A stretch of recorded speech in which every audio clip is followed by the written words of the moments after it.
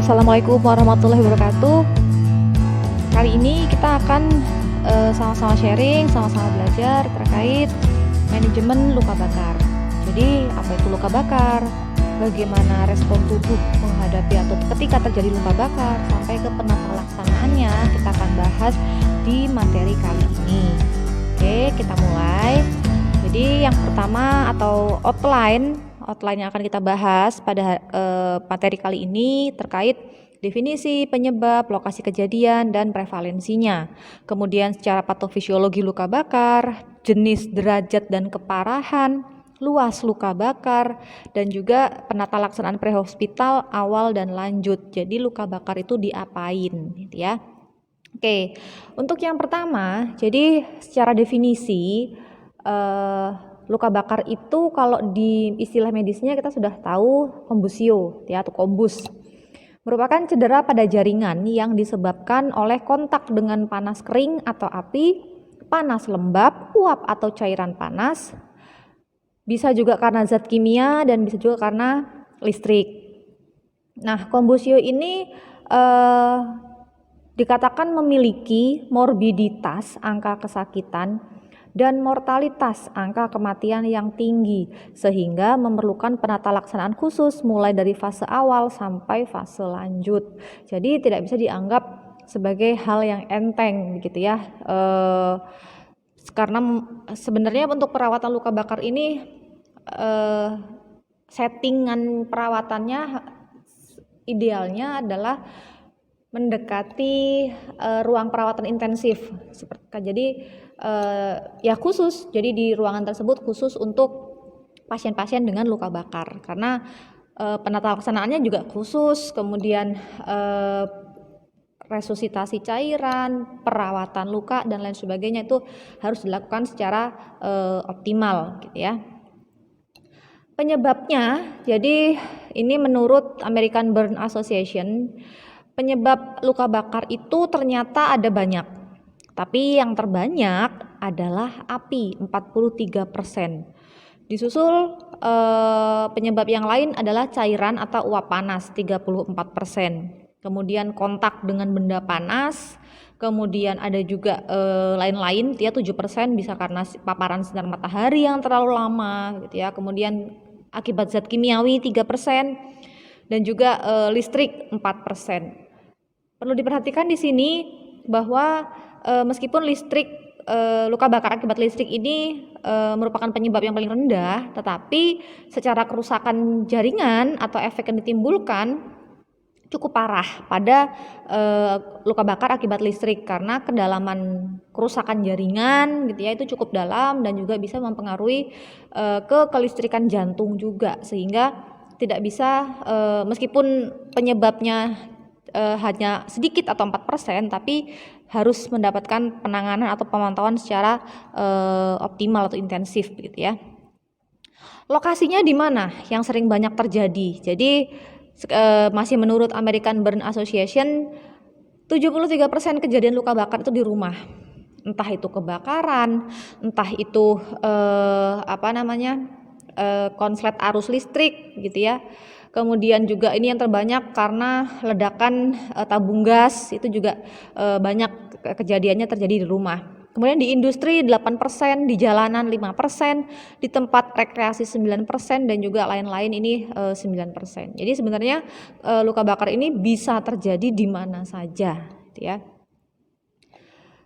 Di Amerika terdapat 1 orang mengalami luka bakar setiap 34 menit. Jadi katakan 1 jam itu ada 2 orang yang terkena luka bakar. Itu di Amerika Serikat. Kemudian terdapat 1 orang yang meninggal akibat luka bakar setiap 2 jam 35 menit. Jadi setiap 2,5 jam itu ada orang yang meninggal. Jadi 1 orang atau 1 nyawa meninggal, 1 nyawa melayang akibat luka bakar. Itu juga harus menjadi perhatian, jangan sampai kejadiannya bisa terus bertambah, korban yang berjatuhan pun juga ikut bertambah. Di Indonesia sendiri berdasarkan Riskesdas tahun 2013, prevalensinya 0,7% atau 1,7 juta orang yang terkena luka bakar. Ini juga merupakan angka yang cukup tinggi begitu ya, karena 1,7 juta orang terkena luka bakar. Itu bukan angka yang bisa dibilang sedikit, yang juga harus mendapatkan perhatian. Supaya bagaimana caranya untuk mencegah supaya tidak terjadi kebakaran, supaya tidak terjadi luka bakar. Kalaupun sudah terjadi luka bakar, bagaimana supaya tidak tidak mengalami mortalitas dan menambah angka morbiditas. Perbedaan utama antara luka bakar dengan cedera yang lainnya adalah dampaknya yang disebabkan secara langsung oleh respon inflamasi. Jadi memang kita tahu fungsi kulit ya melindungi organ-organ yang ada di dalamnya. Nah, bagaimana kejadiannya ketika terjadi luka bakar dan kulit itu lapisannya menjadi rusak. Nah, itu kan akibatnya mungkin bisa terjadi penguapan yang berlebihan, penguapan cairan tubuh yang berlebihan, benda asing misal merupakan bakteri, virus, jamur itu bisa masuk ke dalam tubuh dengan mudah karena bariernya rusak. Nah, karena itulah sebabnya terjadi perbedaan yang cukup signifikan antara luka bakar dengan luka akibat cedera yang lainnya. Karena respon inflamasinya yang terjadi secara bisa dibilang secara sistemik gitu.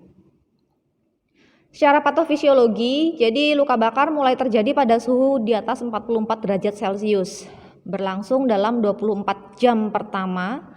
Kemudian shock yang terjadi pada luka bakar adalah shock hipovolemik dan shock seluler. Jadi selain kehilangan cairan gitu ya karena penguapan yang berlebihan, perpindahan cairan dari intravaskuler ke interstisial, jadi mengakibatkan shock hipovolemik. Selain itu juga mengakibatkan shock seluler karena sel-selnya akan kekurangan cairan juga gitu. Ketika terjadi luka bakar akan terjadi peningkatan permeabilitas vaskuler. Hal ini akan dapat menimbulkan odem. Kemudian karena volume di pembuluh darah dia berkurang, akibatnya terjadi peningkatan viskositas.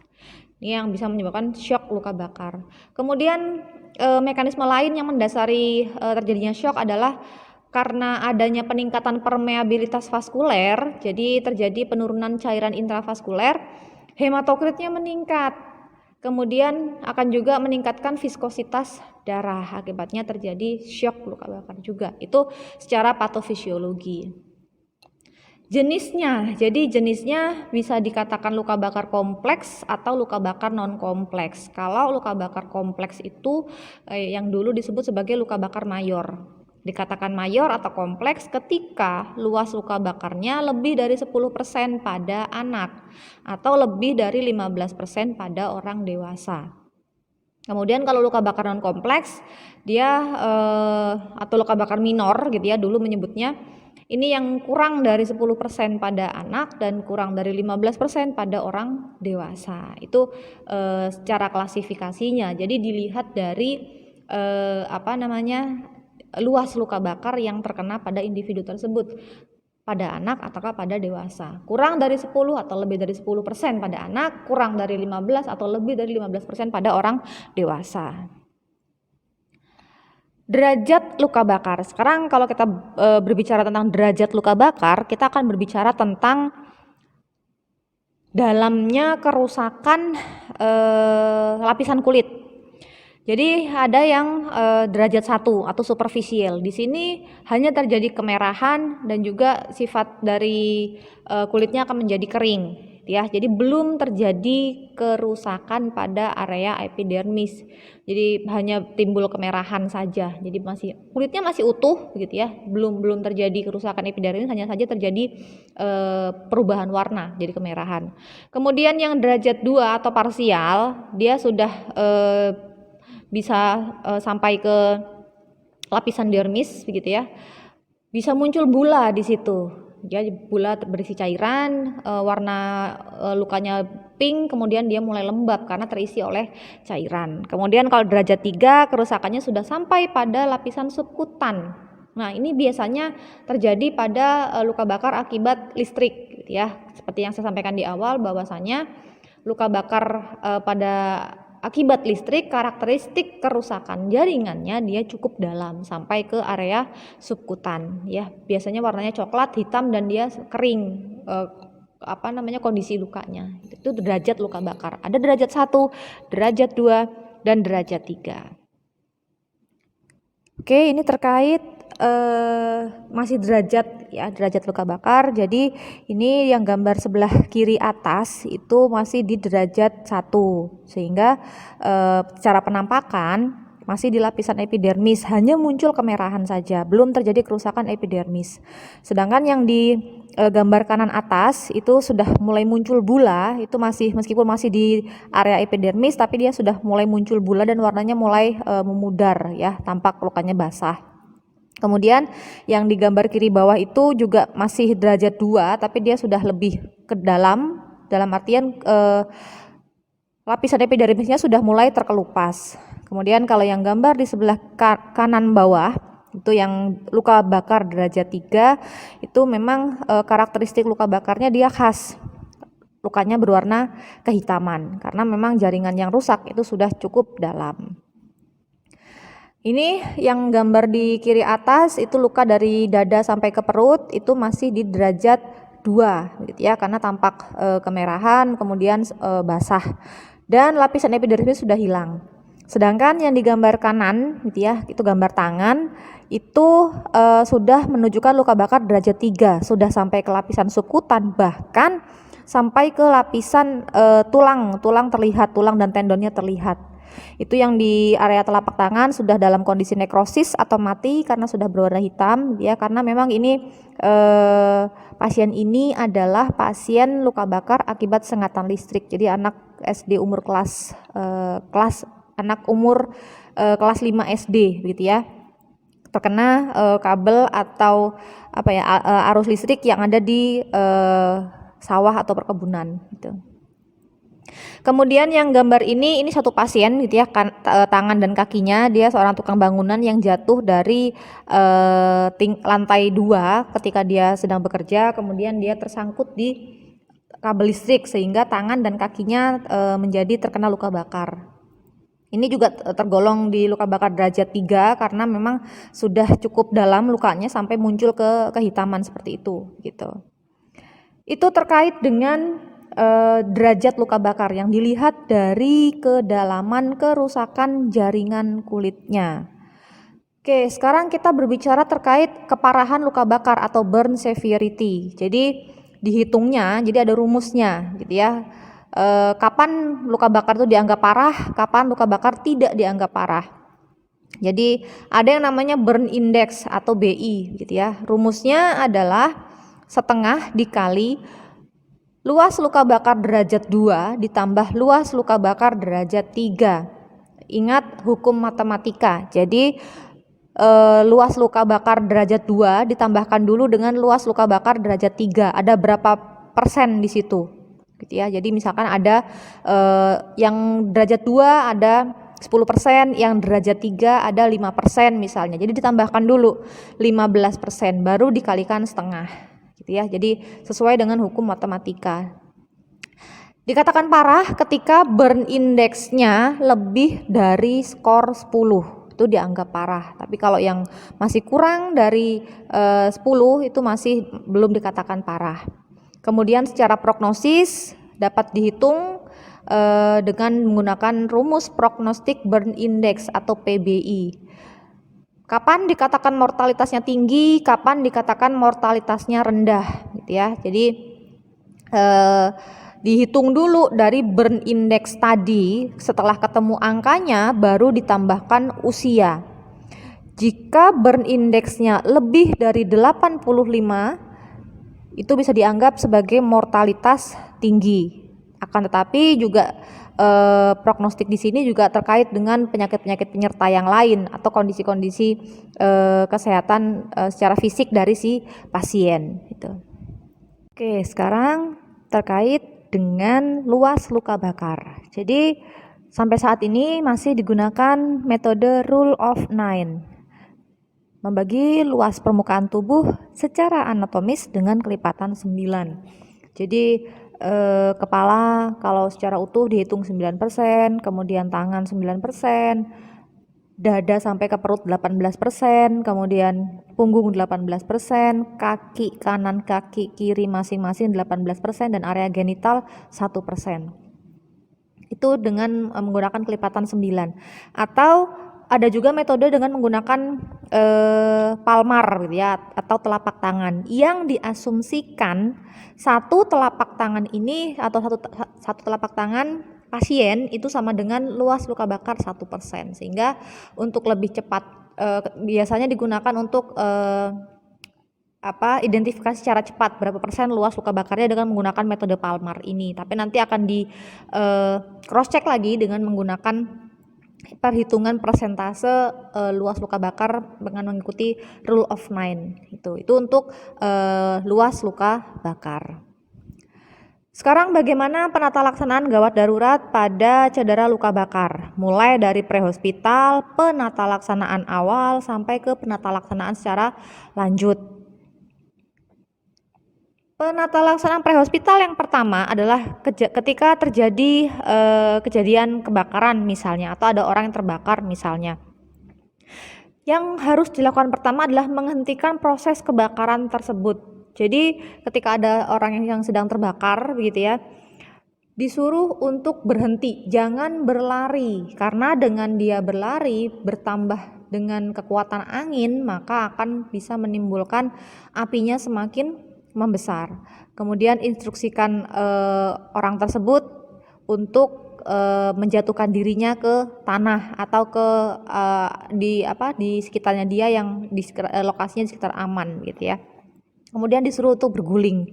Tujuannya adalah untuk menghentikan proses menyalanya api, sehingga diharapkan dengan dia bergulung atau berguling-guling gitu ya, apinya akan segera mati. Jadi konsepnya adalah stop, drop, and roll. Stop, dia harus berhenti, jangan berlari. Kemudian drop, dia menjatuhkan dirinya ke alas gitu ya, ke tanah atau ke area yang sekitarnya yang aman gitu ya. Kemudian roll atau berguling. Jadi supaya apinya bisa segera padam. Itu penata laksanaan prehospital. Kemudian penata laksanaan prehospital terkait pertolongan pertama. Jadi ada yang namanya konsep 3C, cool, clear, dan cover. Cool yang pertama adalah alirkan air selama setidaknya 20 menit. Ketika terjadi luka bakar akibat bahan kimia, airnya dialirkan selama kurang lebih 1 jam. Jadi ini pertolongan pertama pada luka bakar jenis apapun gitu ya. Jadi ketika memungkinkan di situ diguyur dengan menggunakan air bersih selama kurang lebih 20 menit. Kalau misalnya tadi akibat bahan kimia, maka mengguyurnya dengan menggunakan air selama kurang lebih 1 jam. Fungsinya apa? Untuk menghilangkan sisa-sisa bahan kimia yang kemungkinan masih menempel di area kulit, sehingga mengguyur atau membilasnya dia memakan waktu yang cukup lama, kurang lebih 1 jam. Kemudian clear, singkirkan apapun yang dapat membakar yang tidak menempel. Kemudian lepas perhiasan, lepaskan pakaian yang terkontaminasi bahan kimia. Jadi tadi misalnya terjadi luka bakar akibat bahan kimia, ya segera dilepaskan jas labnya misalnya atau apronnya misalnya yang terkontaminasi oleh bahan kimia. Kemudian cover, balut dengan non-adherent dressing gitu ya. Jadi balutan yang tidak lengket atau tidak langsung menempel pada area lukanya gitu. Yang perlu diperhatikan adalah jangan menggunakan es. Karena apa? Karena perubahan suhu yang terlalu tinggi dapat merusak pembuluh darah ya, mulai dari tadi terkena panas sehingga menghasilkan luka bakar, kemudian tiba-tiba dikompres dengan menggunakan es, akan terjadi pergantian suhu yang terjadi secara mendadak. Itu juga akan bisa merusak jaringan dan pembuluh darah. Kemudian jangan menggunakan zat-zat apapun, cukup disiram dengan menggunakan air saja. Jangan mengoleskan pasta gigi, putih telur, mentega, kecap, dan lain sebagainya, karena zat-zat tersebut juga tetap mengandung bahan-bahan kimia. Kemudian jangan pecahkan lepuhan atau bula tadi. Karena apa? Karena bisa berpotensi sebagai jalan masuknya kuman, virus, atau bakteri yang dapat memperparah kondisi luka. Penata laksanaan awal. Jadi bagaimana begitu ya ketika terjadi luka bakar, tadi kan penata laksanaan prehospital, sekarang penata laksanaan awal. Tetap dengan menggunakan konsep ABC, kemudian ditambahkan D dan ditambahkan E. Airway, breathing, circulation, disability, dan exposure. Manajemen jalan nafas, airway, kontrol jalan nafas. Breathing, dukung ventilasi atau pastikan ventilasinya berjalan dengan adekuat. Kemudian circulation, manajemen shock, atasi shock luka bakar. Kemudian disability, pemantauan neurologis dan atau kaji status neurologis pasien. Kemudian yang E adalah manajemen nyeri dan hipotermia, atasi nyeri dan cegah kejadian hipotermia. Kita akan bahas satu persatu, mulai dari airway dulu. Obstruksi jalan nafas terjadi pada 25-33% pasien luka bakar. Hal ini terjadi tidak hanya karena trauma inhalasi, tetapi karena juga odem yang masif atau odem yang terjadi di seluruh tubuh akibat adanya luka bakar. Meskipun tidak terjadi trauma inhalasi, tetapi bisa terjadi obstruksi jalan nafas. Karena apa? Karena odema yang terjadi pada seluruh tubuh bisa juga terjadi di area jalan nafas sehingga bisa menimbulkan obstruksi jalan nafas. Kemudian luka bakar yang disertai oleh trauma inhalasi akan mengalami angka mortalitas atau angka kematian 27,3% lebih besar dibanding tanpa yang disertai dengan trauma inhalasi. Jadi kalau pada pasien dengan luka bakar kemudian ada trauma inhalasi, dia angka kematiannya 27,3% lebih besar dibandingkan dengan yang tanpa trauma inhalasi. Kalau dia trauma inhalasi saja atau yang tanpa trauma inhalasi, angka mortalitasnya hanya sekitar 4,5%. Kemudian kerusakan silia pada jalan nafas ya tadi karena adanya obstruksi, ada karena trauma inhalasi, dia akan mengakibatkan pasien menjadi sulit untuk mengeluarkan sekret sehingga sekret tadi bisa tertumpuk di area jalan nafas. Itu terkait dengan airway. Nah, ya hal yang perlu diperhatikan adalah tadi kondisi odem pada pasien luka bakar. Jadi odem pada pasien luka bakar bisa terjadi di sekujur tubuh. Termasuk salah satunya adalah di area wajah ya, yang odem ini akan berlangsung secara masif selama 24 jam sampai keesokan harinya begitu. Sehingga yang perlu diperhatikan adalah kemungkinan pasien jika membutuhkan intubasi harus segera dilakukan.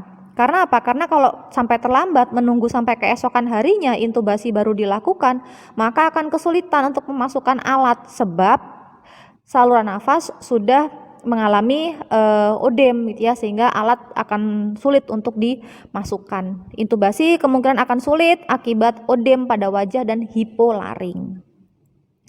Kemudian manajemen jalan nafas, periksa kepatenan jalan nafas, apakah ada obstruksi ataukah ada odem, kemudian tetap konsepnya head tilt, chin lift atau jaw thrust.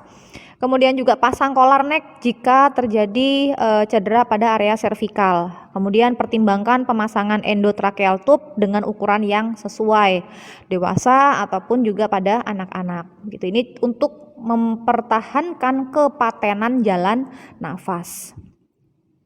Kemudian ketika dicurigai adanya trauma inhalasi dan adanya indikasi untuk dilakukan intubasi secara dini. Yang pertama adalah terdapat tanda obstruksi jalan nafas, adanya bunyi stridor, adanya otot bantu pernafasan, adanya retraksi pada sternum atau tulang dada. Kemudian pada luka bakar dengan luas lebih dari 40% itu juga perlu dipertimbangkan untuk dilakukan intubasi dini. Luka bakar pada area wajah dan atau sekitar mulut. Kemudian ada kondisi sulit menelan, kemudian ada kondisi penurunan kesadaran pada pasien. Itu juga harus segera dipertimbangkan untuk pemberian intubasi dini. Kemudian untuk pernafasan, ya, gangguan pernafasan diakibatkan oleh aspirasi gas panas yang memicu inflamasi pada mukosa. Jadi di sini kaitannya dengan sirkulasi oksigen dan CO2.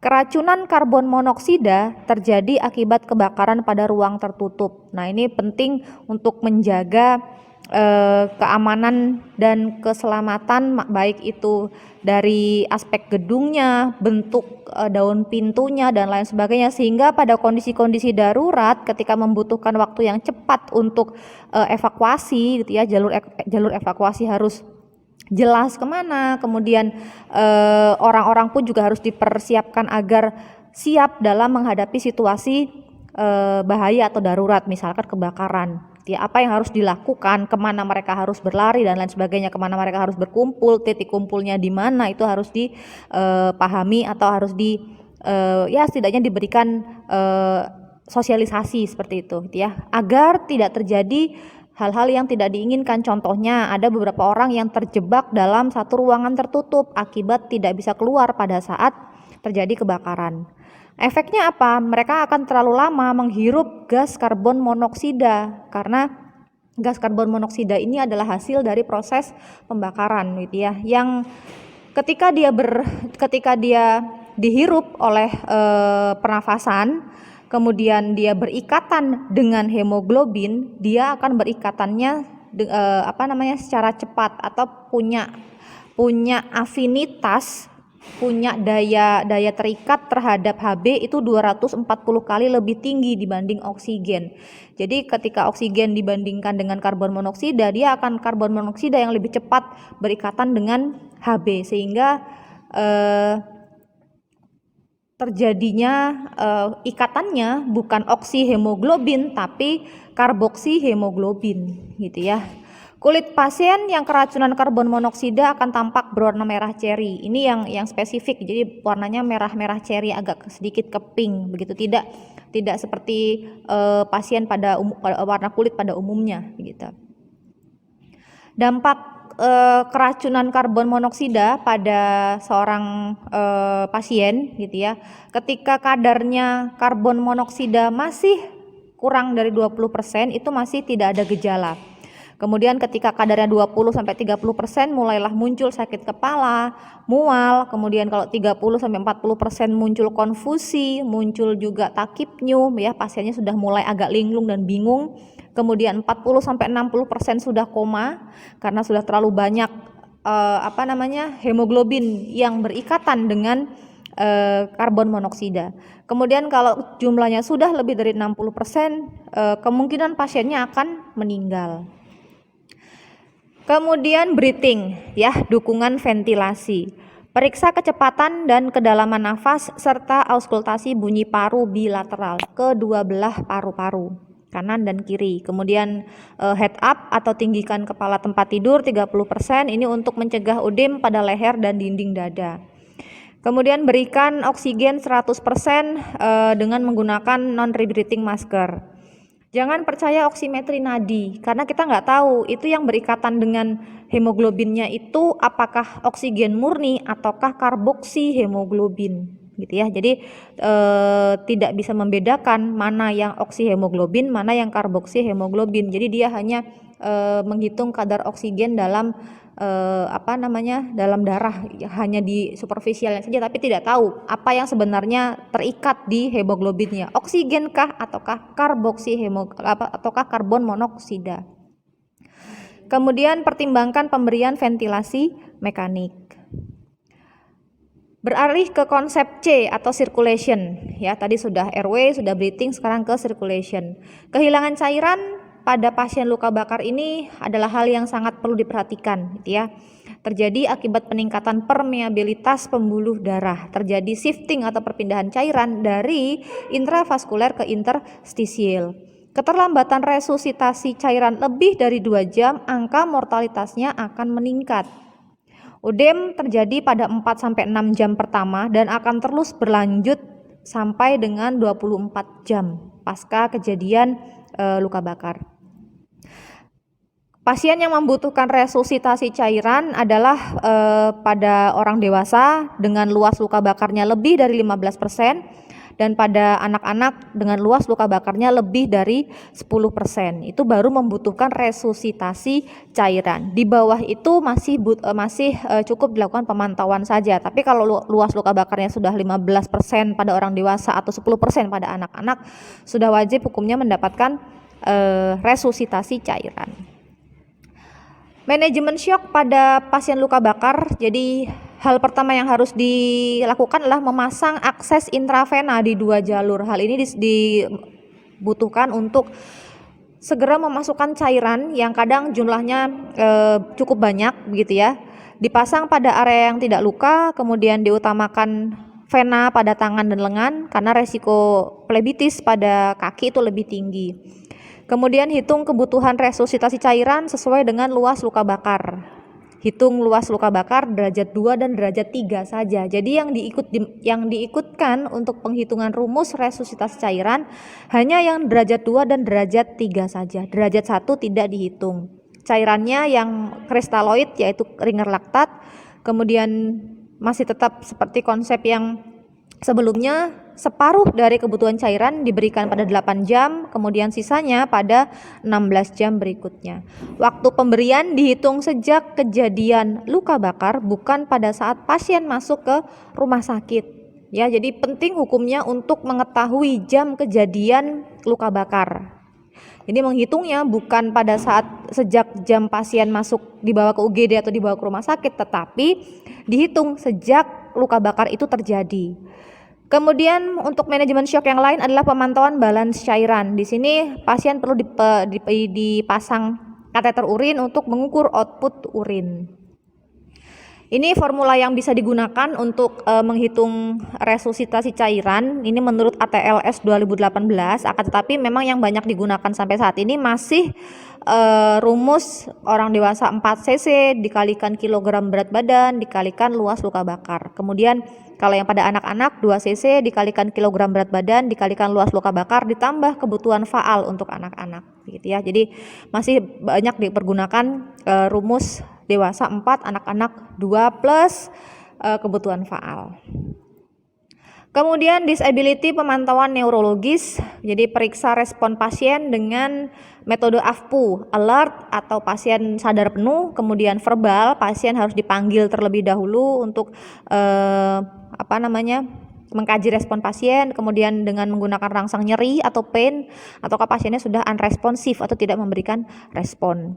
Kemudian bisa juga dengan menggunakan respon pupil, jadi menggunakan pen light gitu ya, dilihat pupilnya apakah masih bereaksi terhadap cahaya ataukah tidak. Penurunan kesadaran dapat diakibatkan oleh hipoksemia, hiperkarbia atau hipovolemia, sehingga memang penting hukumnya untuk mengkaji kadar oksigen dalam darah, kemudian kadar karbon monoksida mungkin, ataukah status dari cairan pada tubuh pasien gitu. Kemudian exposure, manajemen nyeri dan hipotermia. Jadi ada konsep baru yaitu menutup luka dengan menggunakan celing film atau plastik bening begitu ya. Dia yang langsung menempel pada area luka. Kenapa digunakan plastik ini? Karena plastik ini tidak bersifat lengket pada luka, kemudian lukanya bisa terlihat sehingga perkembangan lukanya bisa terpantau begitu. Meminimalkan nyeri, mencegah kontaminasi karena benda asing tidak bisa masuk ke area luka, kemudian mencegah kehilangan cairan. Ini menggantikan fungsi kulit ya, supaya cairan tidak menguap. Kemudian memungkinkan untuk memonitor luka karena lukanya bisa terlihat. Kemudian selimuti pasien untuk mencegah kehilangan panas tubuh, kemudian tinggikan area luka bakar melebihi jantung untuk menurunkan odem dan meningkatkan aliran balik ke arah vena. Kemudian berikan suhu cairan infus mendekati suhu tubuh. Ini juga tidak boleh yang terlalu dingin atau tidak boleh terlalu panas. Karena apa? Karena untuk mencegah kondisi hipotermia. Kemudian yang tidak kalah pentingnya juga pemberian agen-agen analgesik pada pasien luka bakar gitu ya, untuk mengurangi sedikit rasa nyeri. Jadi obat-obatannya bisa mulai dari tramadol, ini yang mungkin rendah begitu ya, ketamin, morfin, kemudian fentanyl dan meperidin. Akan tetapi hal yang perlu diperhatikan adalah atasi hipoksia terlebih dahulu, kemudian atasi juga syoknya terlebih dahulu sebelum pemberian analgesik. Karena bagaimanapun juga oksigen dan cairan itu harus diperhatikan terlebih dahulu seiring dengan proses perawatan, kemudian baru diberikan obat-obatan analgesik. Penata laksanaan lanjut untuk efek yang bisa terjadi pada pasien-pasien luka bakar adalah kompartemen sindrom. Jadi akibat adanya penekanan pada area tersebut akibat odem gitu ya, sehingga menjadi membesar. Lepaskan cincin, gelang, kalung, balutan atau pakaian yang melingkar. Karena tadi odem bisa terjadi secara masif sampai ke 24 jam. Hindari membalut dengan cara melingkar. Kalaupun memang harus dengan cara melingkar, gunakan balutan yang tidak terlalu ketat. Kemudian bisa juga dilakukan fasiotomi atau eskaratomi. Untuk tetanus atau mencegah tetanus begitu ya, kaji riwayat imunisasi pasien apakah sudah pernah mendapatkan imunisasi tetanus ataukah belum. Kalau misalkan tidak terkaji, mending langsung diberikan tetanus toksoid untuk mencegah terjadinya tetanus. Terlebih untuk luka yang terkontaminasi atau luka yang kotor begitu ya, harus langsung diberikan imunisasi TT. Kemudian mencegah muntah dan aspirasi. Ini pada pasien dengan luas luka bakar yang lebih dari 20%, terjadi mual dan distensi abdomen, itu langsung dipasang selang NGT ya. Kemudian transfer ke unit luka bakar. Seperti yang saya sampaikan di awal tadi bahwa perawatan pada pasien dengan luka bakar ini seharusnya dilakukan dengan konsep ruangan yang intensif sehingga tidak mudah orang keluar masuk yang bisa bisa menyebabkan terjadinya infeksi. Ini terkait fasiotomi atau eskaratomi gitu ya. Jadi prosedur pembedahan memotong fasia atau eskar untuk mencegah kompartemen sindrom yang diakibatkan karena luka bakar. Pasien perlu dirujuk atau ditransfer ke unit luka bakar. Kriterianya antara lain luas luka bakar derajat 2 itu lebih dari 10%. Atau ada luka bakar pada area wajah, tangan, kaki, genital, dan perineum. Luka bakar derajat 3, berapapun luas luka bakarnya itu sudah harus ditransfer ke unit luka bakar. Kemudian luka bakar akibat listrik gitu ya, termasuk kilat, ini juga harus ditransfer ke unit luka bakar, plus dilakukan pemantauan pada kondisi kelistrikan jantung sehingga harus dilakukan rekam EKG. Luka bakar akibat kimiawi, kemudian luka bakar pada pasien-pasien penyakit kronis, misalnya pasien luka bakar yang juga mempunyai penyakit diabetes, gagal ginjal, dan lain sebagainya. Kemudian kriteria terakhir adalah pada pasien dengan anak, berapapun luas luka bakarnya atau berapapun derajat luka bakarnya. Itu kalau pada pasien anak harus langsung ditransfer ke unit luka bakar. Ini referensi yang bisa digunakan sebagai sumber belajar gitu ya. Jadi ada beberapa referensi yang digunakan di sini. Mungkin itu yang dapat saya sampaikan. Atas kurang lebihnya saya mohon maaf. Saya akhiri. Assalamualaikum warahmatullahi wabarakatuh.